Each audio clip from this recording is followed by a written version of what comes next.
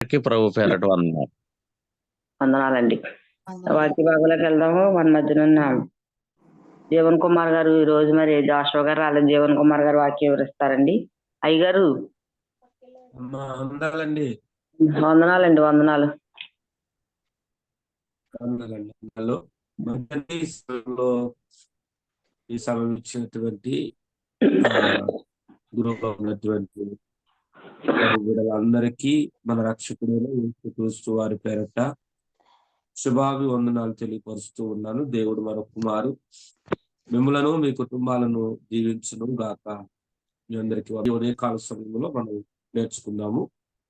143వ కీర్తన భాగము 8వ వచనాన్ని మనం జ్ఞాపకం చేసుకుంటూ ఉన్నాము. 143వ కీర్తన నీయందు అమ్మా నీయందు నమ్మిక ఉంచున్నాము. ఉదయమున నీ కృపావార్తను నాకు వినిపింపుము. నీ వైపు నా మనస్సును నేనే నెత్తుకొనిచున్నాను. నేను నడవలసిన మార్గము నాకు తెలియదు. స్తోత్రం కలుగును గాక. దావీదు మహారాజు మాట్లాడుతున్నటువంటి ఒక శ్రేష్టమైనటువంటి మాట ఇది. ఎందుకంటే దావీదు జీవితంలో ఎన్నో ఇబ్బందులు ఆయన చూశారు. ఎన్నో ఆటంకాలు, ఎన్నో ఇబ్బందులు, ఎన్నో సమాధానము లేనటువంటి జీవితము ఆయన ముందు కనబడతా ఉంది. కానీ దేవుడు ఎందుకో మరొకసారి మంచి అవకాశాన్ని దావీదుకు దేవుడు అనుగ్రహించి ఉన్నారు. దావీదు ఏ స్థితిలో ఇక్కడ మనకి ప్రార్థన చేస్తా ఉన్నాడో మనకి అర్థం అవుతా ఉంది. ఎందుకంటే ఈ పరిస్థితి అనేది చాలా భయంకరమైనటువంటి పరిస్థితుల్లో ఉండి ఆయన ప్రార్థన చేస్తా ఉన్నాడు. ఏంటంటే దావీదు వెనుక సైన్యం ఉంటా ఉండేది. ఆయన ముందు వెనుక వేల మంది ఉండి ఆయన నడిపిస్తూ ఉన్నటువంటి సందర్భాలు దావీదుకి ఎన్నో అనుభవాలు ఉన్నాయి. కానీ 142వ కీర్తన భాగంలో మనం చూసినట్లయితే 4వ వచనంలో అంటాడు కదండి, ఒక మంచి మాట, నా కుడి ప్రక్కను నిదానించి చూడు, నన్ను ఎరిగిన వాడు ఒక్కడును నాకు లేకపోయాను, నాకు దొరకలేదు, నా ఎడల జాలపడివాడు ఒక్కడును లేడు. యెహోవాయే నీకు నేను మొరపెట్టుచున్నాను, నీవే ప్రార్థన చేస్తా ఉన్నాను. అంటే ఒకసారి ఆలోచించేటప్పుడు దావీదు వెనుక ముందు కూడా నాకు ఎవరు లేరు, అసలు నన్ను ఎరుగున వాడే ఎవరు లేరని చెప్పి చాలా బాధతో ఆయన ఏం చేస్తా ఉన్నాడంటే గృహలో ఉండి దేవునికి ప్రార్థన చేస్తా ఉన్నాడు. అంటే నీ అందు నేను నమ్మిక ఉంచి ఉన్నాను, ఉదయకాల సమయమున నీ కృపావార్త నాకు వినిపింపుము అనే మాటలో చాలా ఉన్నతమైనటువంటి కృప దేవాది దేవుడు మన కొరకు దాచి ఉంచారు. ఎందుకంటే ఈ ఉదయకాలం అనేది దేవుడు మనకిచ్చినటువంటి ఒక గొప్ప ఆశీర్వాదకరపు దినం ఇది. దేవుడు రాత్రంతా మనల్ని ఆశీర్వదించారు కనుకే ఈ ఉదయకాలం సమయంలో లేచి ప్రభువుని మనసారా నోరారా మనం ప్రభువుని ఏం చేస్తూ ఉన్నామంటే స్తుతిస్తూ ఉన్నాం. అంత గొప్ప కృపను దేవుడు మనకి ఇవ్వడానికి గల కారణం ఏంటంటే మన ముందు ఉన్న వారెవరు, మన వెనుక ఉన్నటువంటి వారెవరు కూడా మనకి ఈ కృపా వార్తను వినిపించడానికి అవకాశం లేదు. ఎందుకంటే దేవుడే స్వయంగా ఈ కృప కలిగినటువంటి వార్తను దేవుడు మనకి వినిపించాలని ఇష్టపడతా ఉన్నాడు. ఈ కృప కలిగినటువంటి మాటల ద్వారా మన జీవితాలు కట్టబడతాయి. ఈ విలువైనటువంటి మాటల ద్వారా మన కుటుంబాలు ఆదరించబడతాయి. ఈ విలువైనటువంటి మాటల ద్వారా అనేక మంది ఏం చేయబడతారండి, ప్రభు దగ్గరికి వచ్చి వారు ఆకర్షించబడతారు. అందుకని అంటున్నాడు, ఎంతమంది ఉన్నా సరే దావీదుని ఎరిగిన వాడు ఒక్కడు కూడా లేడటండి. చూసారండి ఎంత బాధతో ఆయన ప్రభు దగ్గర ప్రార్థన చేస్తా ఉన్నారు. ఈ రోజు మనం కూడా చెప్తామండి, వాళ్ళు తెలుసు నాకు, వీళ్ళు తెలుసు, వాళ్ళు తెలుసు, వాళ్ళు తెలుసు అని. దావీదుకు తెలిసినటువంటి వారు మనకు తెలిసి ఉండకపోవచ్చు. దావీదుకు బోల్డు మంది తెలుసు. ఆయన రాజ్య పరిపాలన చేశాడు, రాజుగా ఉన్నాడు. కానీ ఆయన చివరి స్టేజీకి వచ్చేసరికి ఆయన అంటున్నటువంటి మాట ఏంటంటే, అసలు నన్ను ఎరిగిన వాడు ఒక్కడను కూడా నాకు లేకపోయినని చెప్పి బాధపడతా ఉన్నాడు, ఏడుస్తూ ఉన్నాడు. ఆశ్రయం ఏమీ కూడా నాకు దొరకలేదని చెప్పి అని అంటూ ఉన్నాడు. ఏమంటే అంతఃపురాలు ఉన్నాయి, ఆయనకు కావలసినటువంటి గృహాలు ఉన్నాయి, ఆయనకు కావలసినటువంటి ఏమండి బోల్డ్ స్థలాలు ఉన్నాయి. ఆయనకి ఆశ్రయం అనేది నాకు దొరకలేదని చెప్పి ఆయన ఏడుస్తూ ఉన్నాడు, బాధపడతా ఉన్నాడు, కన్నీరు కారుస్తూ ఉన్నాడు. చివరగా అంటాడు కదండి, యెహోవాయే నేను నీకు మొరపెడుచున్నాను, నా ఆశ్రయ దుర్గము నీవే. చూస్తారా అండి ఎంత గొప్ప దేవుడు. దావీదుకున్నటువంటి ఒక విలువైనటువంటి జ్ఞానమును బట్టి, ఆయనకున్నటువంటి అధికారాన్ని బట్టి, ఆయనకున్నటువంటి ఏమైనా ఆస్తిని బట్టి, ఆయనకున్నటువంటి దేనిని బట్టి ఆయన ఏం చేయట్లేదంటే గర్వించట్లేదు. ఎందుకంటే ఇవన్నీ కూడా నాతో రావు అని చెప్పి ఆయనకు అర్థమవుతా ఉంది. ఇక్కడ ఉన్నటువంటి రాజులు కావచ్చు, సహస్రాధిపతులు కావచ్చు, ఇక్కడ ఉన్నటువంటి అధికారులు కావచ్చు, నాకున్నటువంటి సింహాసనం కావచ్చు, నాకున్నటువంటి ఏమండి బలము కావచ్చు, ఏది కూడా నాతో రాదు. నాలోనికి ఒకవేళ నాతో ఉన్నా సరే అవి నాతో స్వయంగా వచ్చేవి కానే కాదు అని చెప్పి ఆయన అంటున్నాడు, ఉదయమున నీ కృపావార్త నాకు వినిపించి, ఇన్ని ఉన్నా సరే నాకు ఎందుకయ్యా రాజ్యాధికారం ఈ రోజు ఉంటుంది, రేపు పోతుంది. ఏమంటే ప్రజలు ఈ రోజు ఉంటారు, రేపు వేరే చోటికి వాళ్ళు మారిపోతారు. కానీ నీ కృప కలిగినటువంటి వార్త నాకు వినిపించు, నీ విలువైనటువంటి వార్తలు, ఈ కృప కలిగినటువంటి వార్తను విని అనేక మంది బ్రతికారు. ఈ కృప కలిగినటువంటి వార్తను విని అనేక మంది కుటుంబాలు కట్టబడ్డాయి. ఈ కృప కలిగినటువంటి వార్తను విని అనేక మంది ప్రభు దగ్గర వారు ఏం చేయబడ్డారంటే ఏమంటే అంటు కట్టబడి జీవించినట్లుగా బైబిల్ గ్రంథం సెలవిస్తా ఉంది. యోహాను సువార్త 15వ అధ్యాయంలో అంటుంది కదా ఒక మంచి మాట, నాకు వేరై ఉండి మీరేమీ కూడా చేయలేదు, నేను నిజమైనటువంటి ద్రాక్షావల్లిని. అందుకనే దేవుడు అంటున్నటువంటి మాట ఏంటంటే, నేను నిజమైనటువంటి ద్రాక్షావల్లిని, మనందరము కూడా ఎవరమంటే తీగలగా ఉన్నటువంటి మనము దేవుడు అనుకుంటున్నటువంటి విషయం ఏంటంటే, ఈ ఉదయకాల సమయంలో ఆయన కృప కలిగినటువంటి మాట, ఆయన కృప కలిగినటువంటి వార్తలు మనం ఏం చేయాలంటే వినాలి. ఈ రోజు చాలా వార్తలు మనం వింటూ ఉన్నామండి, చాలా వార్తలు వింటూ ఉన్నాం. మంచి వార్తలు వింటూ ఉన్నాం, చెడ్డ వార్తలు వింటూ ఉన్నాం, వాతావరణం గురించి వింటూ ఉన్నాం, రాజకీయం గురించి వింటూ ఉన్నాం, ఇంకా భవిష్యత్తు గురించి బోల్డ్ వింటూ ఉన్నామండి. కానీ నేను అంటాను కదండి, వీటిలన్నిట్లే కంటే కృప కలిగినటువంటి వార్త వినాలి. అది మనకు మేలు, మనకు ఆశీర్వాదం. అది మన జీవితాలను, మన కుటుంబాలను నడిపించేది, బ్రతికించేది. ఈ మాట వింటే మన జీవితాలు భద్రం చేయబడతాయి. ఈ మాట వింటే మన కుటుంబాలు దీవించబడతాయి. ఒక మాట ద్వారా జక్కయ్య తన జీవితాన్ని ప్రభు వరకు అర్పించుకున్నాడే. ఒక మాట తన కుటుంబం అంతటిని కూడా మార్చేసింది. తన జీవితమే ఒక విలువైనటువంటి పాత్రగా దేవుడు మార్చుకున్నాడు కదా. ఒక విలువైనటువంటి వార్త, కృప కలిగినటువంటి వార్త వినటం ద్వారా మన కుటుంబాలు మనం ఏం చేస్తామంటే కట్టుకోవడానికి అవకాశం ఉంది. ఆయన అంటున్నాడు కదండి, నేను నడువవలసిన మార్గము నాకు తెలియజేయమని. ఏమండి, ఎన్ని సంవత్సరాల బట్టి దేవుడి దగ్గర ఉంటా ఉన్నాడు, ఎప్పటికప్పుడు తను సరి చేసుకుంటూ ఉన్నాడు. మనము కూడా దేవుడి దగ్గర ఏం చేయాలంటే ప్రతిరోజు కూడా సరి చేయబడడానికి ఇష్టపడాలి. మనం ఎవరూ కూడా గొప్పవారం అనేది కాదు, కానీ ప్రతిరోజు ఉదయం నుంచి సాయంత్రం వరకు ఏ తప్పు చేయకోకుండా మనం ఉంటామంటే కళ్ళ ద్వారా, ఏమండి మన ఆలోచనల ద్వారా, ఉద్దేశాల ద్వారా ఏదో ఒక పాపం మనం ఏం చేస్తామంటే చేస్తూనే ఉంటాం.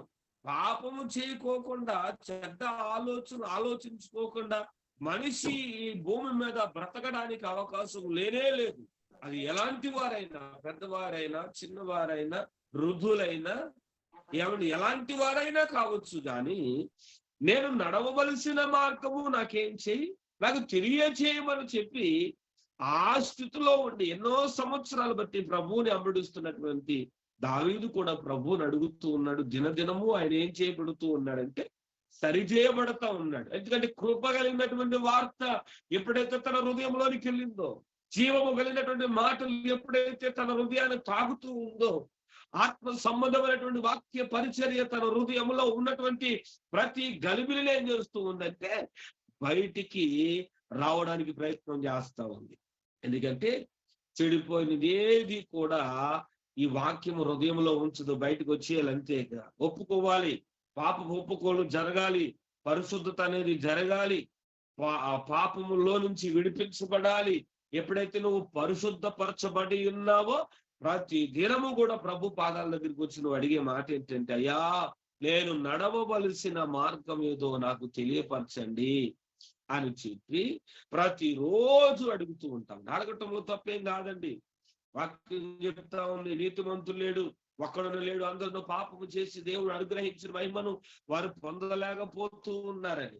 యేసు క్రీస్తు వారి ద్వారానే నీవు నేను మనందరము కూడా విమోచింపబడ్డాం, ప్రత్యేకించబడ్డాం, పవిత్రులుగా పాపాన్ని విడిచి ఏమండి ఈ భయంకరమైనటువంటి నాశనమైనటువంటి కోపములో నుంచి ప్రభు నిన్ను నన్ను విడిపించి పరిశుద్ధుడైనటువంటి దావాది దేవుని చేతిలో ఏమండి నీవు నేను దాగి ఉన్నాము గనుక ప్రతిరోజు కూడా మనం ఏం చేయాలండి, మనకు మనముగా పరీక్షించుకోవాలి. మన మాట ద్వారా, చేతల ద్వారా, ఆలోచన ద్వారా ప్రతిరోజు మనం ఏం చేయాలంటే ఈ కృప కలిగినటువంటి వార్త మన హృదయంలోనికి వెళ్తా ఉందే, ఈ జీవము కలిగినటువంటి మాటలు మన యొక్క ఆలోచనలోనికి వెళ్తూ ఉందే, అప్పుడు పాపపు ఒప్పుకోవాలనేది ఎప్పుడైతే జరిగిద్దో ఆటోమేటిక్ మన జీవితంలో ప్రభు వారు ఆశ్చర్యమైనటువంటి కార్యాలు చేయటం అనేది ప్రారంభిస్తారు. ఆశ్చర్యమైనటువంటి వెలుగు అనేది మనం చూడడానికి అవకాశం ఉంది. కాబట్టి ఆయన అంటున్నాడు కదండి, ఇంకా మనం చదువుకున్నట్లు 10వ వచనంలో అంటాడు కదా, దేవా నా దేవుడవు నీ చిత్తానుసారంగా ప్రవర్తించుటకు నాకు నేర్పుము. ఏమంటా ఉన్నాడండి? ఎప్పుడైతే ఈ కృప కలిగినటువంటి వార్త తన హృదయంలోకి వెళ్తుందో ఆటోమేటిక్ గా ఆయన అంటాడు, నీ చిత్తానుసారంగా ప్రవర్తించటం. దేవుడి చిత్తానుసారంగా మనం ఏం చేయాలి? ప్రవర్తించాలి. నేను అంటాను కదండి, మనుషుల చిత్తానుసారంగా అయితే కాదు. ఏదో మనుషులు ఏదో చేస్తున్నారని భక్తి చేయటం కాదండి. భక్తి అనేది మన జీవితానికి ఎలా ఉండాలంటే మేలుగా ఉండాలి. మనుషులు చూస్తున్నారని భక్తి చేస్తే అది ఏదో ఒక రోజు ఏమవుతుందంటే తప్పనిసరిగా అది కృంగిపోయి పడిపోయి నేలన పడే అవకాశం ఉంది. కాబట్టి మనుషులు చూస్తున్నారని మనం భక్తి చేయకూడదు. అసలు మనుషుల కోసం భక్తి చేయకూడదండి. అసలు ఈ రోజు చాలా మంది దేవుని మందిరానికి వెళ్తా బైబిల్ కనపడిస్తున్నారండి. అసలు బైబిల్ కనపడుతుందండి. బైబిల్ సింగ్ చాట్ని ఏం చేస్తున్నారంటే దాస్తా ఉన్నారండి. ఒక ఫంక్షన్కి వెళ్ళినప్పుడు ఎక్కడ బయటికి వెళ్ళినప్పుడు ఎంత ఆర్భాటంగా వెళ్తామో మనం, కానీ దేవుని మందిరం అనేసరికి ఎవరో చూస్తారు నన్ని, మనుషులు చూస్తారు నన్ని, ఏమండి ఎవరో చూస్తారని చెప్పి బైబిల్ను చింగు చాటును దాచుకుని వెళ్ళే భక్తులు ఈ రోజు చాలా మంది ఉన్నారు. నేను అంటాను కదండి, దేవుని యొక్క వాక్యం ఏంటంటే ఆయన చిత్తానుసారంగా ప్రవర్తించడానికి మనం ఏం చేయాలంటే నేర్చుకోవాలి. నీ చిత్తము దేవాన్ని, నీ చిత్తాన్ని నేను నెరవేర్చేవాడిగా ఉన్నానో లేదో ఒకసారి ఆ పాఠాన్ని నేను నేర్చుకుంటా ఉన్నాను. చూడండి కింద ఇక చదవగలిగితే, దయగలని ఆత్మ సమభూమి గల ప్రదేశమందు నన్ను నడిపించునుగా. దయగలిగినటువంటి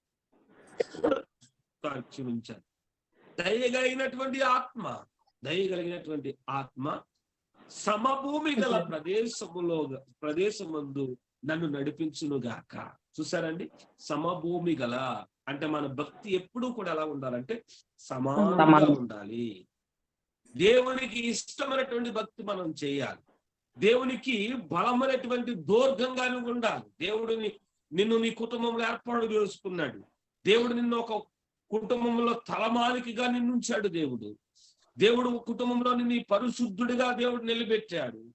నీ పరిశుద్ధత అనేక మంది కలిగి ఉండాలంటే ఆశీర్వాదకరంగా ఉండాలి, దీవెనకరంగా ఉండాలి, మహిమకరంగా ఉండాలి. దావీదు సరి చేసుకుంటా ఉన్నాడు, ఎప్పటికప్పుడు సరి చేసుకుంటా ఉన్నాడు. ప్రభువా, ఒకసారి నా గురించి నీ ముందు నేను ఆలోచన చేస్తా ఉన్నానయ్యా. ఇంకా మన పైన ఈ 43వ కీర్తన భాగం అంటే మీరు ఒకసారి ఖాళీ ఉన్నప్పుడు చదవండి. ఒకసారి 5వ వచనం చదువుదామండి. పూర్వ దినములు జ్ఞాపకం చేసుకుంటున్నాను, జ్ఞాపకం చేసుకును, నీ క్రియలన్నీ జ్ఞానిస్తున్నాను, నేను నీ చేతుల నీ చేతుల పని యోచించుతున్నాను. పూర్వ దినములు జ్ఞాపకం చేసుకుంటున్నాను. అంటే పూర్వం నేను ఎలాగున్నానో ఇప్పుడు ఎలా ఉన్నానో జ్ఞాపకం చేసుకుంటున్నాను. అంటే భక్తిలో ఏముండాలంటే వ్యత్యాసం అనేది ఉండాలి. కొన్ని సంవత్సరం ఉపవాసం లేవనుకోండి, ఈ సంవత్సరం ఏముండాలండి? భక్తిలో ఉపవాసం ఉండాలి.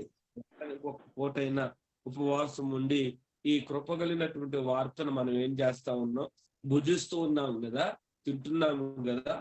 మనలో పశ్చాత్తాపం అనేది కలగాలి, మనలో ప్రయాస అనేది రావడానికి ప్రయత్నం చేయాలి. ప్రభువా, ఈ సంవత్సరం నేను భక్తి చేయాలి, నువ్వు కోరుకునే భక్తి నేను చేయాలి, నువ్వు మెచ్చుకునే భక్తి నేను చేయాలి, నీ కొరకు నేను నిలబడే భక్తి చేయాలి అని చెప్పి దావీదులాగా ఒక మంచి తీర్మానాన్ని తీసుకుంటే మనము నడవలసినటువంటి మార్గాన్ని దేవుడు మనకు చూపిస్తాడు. మనుషులు ఏదో మన గురించి మాట్లాడుతూ ఉన్నారని కాదు, కానీ దేవుడు మన గురించి ఒక మంచి సాక్ష్యం ఇస్తాడు. ఆ సాక్ష్యం ఏంటో చెప్పమంటారండి? బలా నమ్మకమైనటువంటి దాసురాలా అని దేవుడు నీ గురించి సాక్ష్యం ఇస్తాడు. దేని స్తోత్రం కలుగును గాక. కదండి, మనుషులు మనము మెప్పించలేం, మనుషులు మనం ఏం చేయలేమండి? మెప్పించలేం. అసలు మనుషుల కోసం దేవుడు చూస్తూ ఉన్నాడని భక్తి చేద్దాం, దేవుడు మెచ్చుకునే భక్తి చేద్దాం.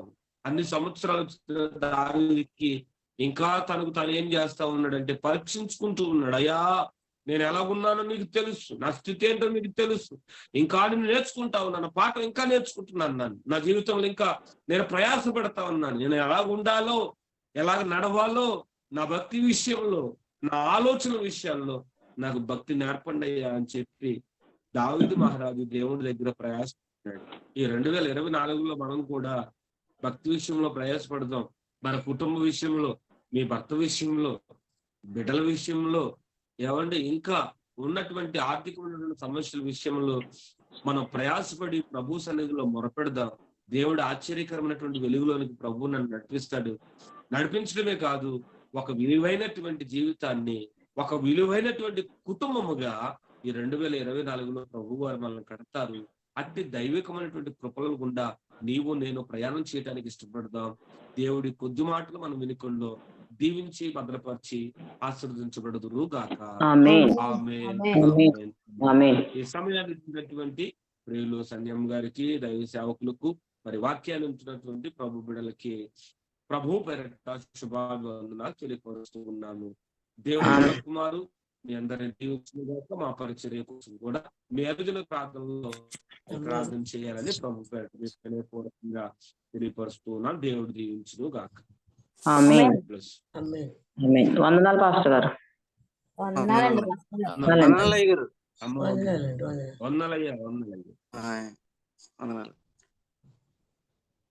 ఆశీర్వాద్ భాయ్ గారు, అమ్మా చెప్పండి అమ్మా. వాక్యం నిమిత్తం 2 మాటలు చెప్పి ప్రార్థన చేయండి అయ్య గారు. ఓకే అమ్మా, ఓకే, తప్పనిసరిగా. మరి దేవుని గొప్ప పరిశుద్ధ నామమునకు మహిమ, ఘనత, ప్రభావములు ఈ ఉదయకాల సమయంలో మరి జూమ్ కాల్ ద్వారా దేవుని మహింపరుస్తున్నటువంటి ప్రియ దేవుని బిడ్డలైన మీకు అందరికీ ప్రత్యేక వందనాలు తెలియజేస్తా ఉన్నాము. అలాగే ఈ రోజు మరి దైవజనులు, అభిషేక్తులు మరి జీవనయ్య గారు చక్కటి వర్తమానము మన కొరకు మరి అందించారు. మరి నిజంగా ఈ రోజున ఒక వార్త మనం విన్నాం. అదేమిటి అంటే జీవితాలను బాగు చేసేటువంటి వార్త, అదే కృపా వార్త. ఈ కృపా వార్త మన కుటుంబముకు అందింది, కానీ ఇంకా కుటుంబ సభ్యుల్లో కొంతమందికి కృపా వార్త అందలేదు. కాబట్టి ఉదయకాల సమయంలో చేసినటువంటి ప్రార్థనలు కానీ, యోచనలు కానీ, లేదంటే విజ్ఞాపనలు కానీ ఈ వార్త ద్వారా మనం విన్నాము కనుక వారు కూడా వారి జీవితాలలో కృపావార్త, మంచి వార్త, జీవితాలను బాగు చేసేటువంటి వార్త ప్రతి హృదయంలో కూడా వెళ్ళాలి అని దేవుని దాసులు తెలియజేశారు. నిజంగా మనం కూడా ఒక సమయంలో వార్త వింటాము గాని వార్త ప్రకారంగా మనం జీవించలేకపోతా ఉన్నాం. ప్రభు ఇచ్చినటువంటి వాక్య ప్రకారంగా మనము జీవించలేకపోతా ఉన్నాము. కాబట్టి ఇటువంటి వాక్యం మనల్ని ఏం చేస్తది అంటే అండి, బలపరుస్తది. అయ్యో! నేను కూడా మంచి మార్గంలోనికి వచ్చాను. నా జీవితాన్ని సరిచేసుకొని ఇంకా దేవునికి ఇష్టమైన పాత్రగా, ఇష్టమైన భక్తి జీవితంలో మనం ఎదగాలని మనం ఒక తీర్మానం చేసుకోవాల. కాబట్టి ఈ రోజు దైవజనులు మంచి వర్తమానం అందించారు. కాబట్టి దేవుని దాసులకు ఒక ప్రత్యేకమైనటువంటి వందనాలు మరి గ్రూప్ తరపున సేవకులుగా తెలియజేస్తా ఉన్నాము. ప్రతి దినము కూడా నరాల్లో వాక్యాన్ని మనం జీర్ణించుకుంటా ఉన్నాము. చాలా చాలా సంతోషము. ఇంకా ఆత్మీయంగా మనం బలపడితే మన జీవితాలకు ఎంతో ఆశీర్వాదకరంగా, దీవెనకరంగా ఉంటుందని ఈ విషయాలు మీకు తెలియజేస్తూ ప్రార్థన చేసుకుందాం. మరి చక్కగా నడిపిస్తున్నటువంటి సంజయ్ గారిని బట్టి, మరి కంప్యూటర్‌లో ఎడిటింగ్ చేసి మరి సర్వ ప్రపంచానికి అందిస్తున్నటువంటి విక్టర్ బాబు గారిని బట్టి కూడా ప్రత్యేక వందనాలు. అలాగే ఎంత సలైన కానీ, ఎంత కష్టమైన కానీ ఉదయకాల సమయంలో ఒక అలవాటుగా దేవుని మహిమపరచాలి, మొదటి స్థానం దేవునికి ఇవ్వాలి అనే ఒక ఉద్దేశం కలిగి మరి గ్రూప్ లో ఉన్నటువంటి పెద్దవారు, మరి వయసులో పెద్దవారు, ఆత్మీయులు కూడా వీళ్ళందరూ కూడా మరి చక్కగా ప్రార్థన చేస్తూ ఉన్నారు. వారందరికి కూడా మరొకసారి ప్రభు పేరట ప్రత్యేక వందనాలు తెలియజేస్తూ మరి ప్రార్థన చేసుకుని కార్యక్రమం ముందుకు వెళ్దాం. ఎవరైనా ప్రార్థన రిక్వెస్ట్లు ఉంటే చిన్న మాట తెలియజేయండి. వారి కోసం కూడా నేను ప్రార్థన చేస్తాను. మాస్టర్ గారు వందనాలండి. మా వందనాలమ్మా. అయితే మా అమ్మాయి వాళ్ళు వైజాగ్లో ఉంటారండి. అయితే ఆ అబ్బాయి ఫ్యాక్టరీలో చేస్తాడనమాట. ఫ్యాక్టరీలో చేస్తాడండి. ఆ ఫ్యాక్టరీ ఏదో కాళహస్తిలో పెడతారంటండి పండుగ వెళ్ళాక. మరి వాళ్ళకి సడన్ గా చెప్పారు ఏ జాబు లేదు, మళ్ళీ కాళహస్తి వెళ్తే వీళ్ళు ఇక్కడ ఎలా ఉంటారో మరి ఏం చేయాలో తెలియట్లేదు, చాలా బాధపడుతున్నారండి. మరి దాని గురించి ప్రేయర్ చేయమని చెప్పి. ఇప్పుడు వేరే చోటకి ట్రాన్స్ఫర్ చేస్తున్నారమ్మా? అవునండి, పండుగ వెళ్ళాక కాళహస్తి అంటండి. శ్రీకాళహస్తి ఉందండి. కాళహస్తి. సరే తప్పనిసరిగా ఆల్రెడీ అయితే ఏ పని చేయడు, అతను ఇంకా అలా కూర్చుని ఉంటాడు. నాకేమో ఆరోగ్యం బాగోదు. ఈ పిల్లడే ఇది అవ్వాలి. మరి వాళ్ళు మరి పరిస్థితి ఏంటో దేవుడే మార్పుని సడన్ గా చెప్పారు, పోనీ వేరే చూసుకుందామన్నారు. సడన్ గా ఉండవు కదండి జాబులు. అవును, ఉండవండి. అందుకని చాలా తప్పకుండా దేవుని చిత్తం నెరవేరేలాగా మంచి అందులోనే ఒకవేళ ప్రభు చిత్తం అయితే అందులోనే కొనసాగేలాగా మరి ప్రార్థన చేద్దాం అమ్మా. తప్పనిసరిగా ప్రార్థన చేద్దామా? ఇంకెవరున్నారా? మరి అలాగే మీరు అందరూ కూడా ఉదయకాల సమయంలో మరి మా యొక్క పరిచర్య కోసం మీరు అందరూ ప్రార్థన చేస్తూ ఉన్నారు. అలాగే ఇక్కడ మందిర నిర్మాణం కూడా జరుగుతూ ఉంది. అప్పుడు ఒక 5 రోజుల నుంచి ప్లాస్టింగ్లు చేస్తూ ఉన్నారు. దేవుడు అద్భుతకరంగా మరి పనులు జరగాలి, ఇంకా దేవుడు ద్వారాలు తెరవాలని మీరు అందరూ కూడా ప్రార్థన చేయండి. మరి ఈ నెలాఖరులో అనుకుంటున్నాం, మళ్ళీ ఫిబ్రవరి నెలకే ఓపెనింగ్ అవుతుందేమో అనుకుంటున్నాం. మరి దేవుడి చిత్తం. మీరందరూ కూడా భారం కలిగి ప్రతిరోజు కూడా ఈ ప్రార్థనలు కూడా జ్ఞాపకం చేసుకుంటున్నారు. మరి దేవుడు కార్యం చేస్తాడు తప్పనిసరిగా. ప్రార్థన చేయండి. మీకు అందరికి మరొకసారి ప్రభు పేరట వందనాలు తెలియజేస్తూ ప్రార్థన చేసుకుందాం. చిన్ని ప్రార్థన. జీవనయ్య గారికి మరొకసారి ప్రత్యేక వందనాలు. మహాపరిశుద్ధుడు, మహాగణుడు, మహోన్నతుడైన మా ప్రియ పరలోకపు తండ్రి, నీ పరిశుద్ధమైన, శ్రేష్టమైన, విలువైన గొప్ప నామానికి మహిమ, ఘనత, ప్రభావములు నీకే సమర్పిస్తూ ఉన్నాం ప్రభువా. ఈ యొక్క ఆన్లైన్ జూమ్ ద్వారా సార్వత్రిక సంఘము ఆన్లైన్ జూమ్ ద్వారా చక్కటి ప్రార్థనలు, చక్కటి ఆరాధనలు, చక్కటి వాక్య సందేశములు ప్రభువా నాయన జరుగుతూ ఉన్నవి. నీ బిడ్డలో ఎంతో ఆసక్తి కలిగి ప్రభువా చక్కగా ఈ కార్యక్రమాలన్నీ కూడా నిర్వర్తిస్తున్నారు. ఇది కేవలము నీ నామానికి మహిమ, నీ నామానికి ఘనత, నీ నామానికి ప్రభావము కలిగేలాగా అనేక మంది ఆత్మీయంగా బలపడడానికి, వాక్యం ద్వారా తన జీవితాలను స్థిరపరుచుకోవడానికి కార్యక్రమాలన్నీ కూడా జరుగుతూ ఉన్నాయి. ప్రభు ఇది కేవలం నీ కృప మాత్రమే తండ్రి. నీ దాసులు చెప్పినట్లుగా కృపా వార్త ఉదయకాల సమయంలో వినపడతా ఉంది ప్రభు. దావీదు మహారాజు చెప్తా ఉన్నాడు, ఉదయమున నీ కృపా వార్తను నేను విని ఉన్నాను అంటున్నాడు. కాబట్టి ఈ వార్తను ప్రతి ఒక్కరు కూడా వింటూ ఉన్నారు, ప్రార్థన చేస్తూ ఉన్నారు. అనేక అద్భుత కార్యాలు, ఆశ్చర్య కార్యాలు, మహత్ కార్యాలు నీ నామం పేరట మీరు జరిగిస్తూ ఉన్నారని నమ్ముతా ఉన్నాం. ఈ దాసులు చెప్పిన వాక్యాన్ని బట్టి ప్రతి ఒక్క హృదయంలో గొప్ప మేలులు, అద్భుతాలు జరిగించండి. అలాగనే ప్రభు ఇంకా అనేకులు ఆకర్షితులయ్యి ఈ యొక్క జూమ్ కాల్లోకి రావడానికి కూడా నీ సహాయం దయచేయమని ప్రార్థిస్తా ఉన్నాం. ఇదిగో ప్రభు, ప్రేయర్ రిక్వెస్ట్ నీ యొక్క ప్రభానైనా బిడ్డ వరలక్ష్మి గారు తెలియజేశారు ప్రభు. వారి యొక్క అల్లుడి గారిని బట్టి ప్రభు ఆయన ప్రార్థన చేస్తా ఉన్నాం ప్రభు. వైజాగ్ లో ఒక కంపెనీలో పనిచేస్తా ఉన్నారు తండ్రి నాయన. వారికి ఉన్నటువంటి ప్రాబ్లం అలాగే వేరే చోటకు కాళహస్తి అనే ఒక వేరే ప్రాంతానికి మరి ట్రాన్స్ఫర్ చేశారు. అక్కడ ఎలా ఉండాలి, ఏ విధంగా ఉండాలో తెలియనటువంటి పరిస్థితిలో, అయోమయ పరిస్థితిలో వారు ఉండగా ప్రభు ప్రార్థన రిక్వెస్ట్ వారు తెలియజేస్తారు.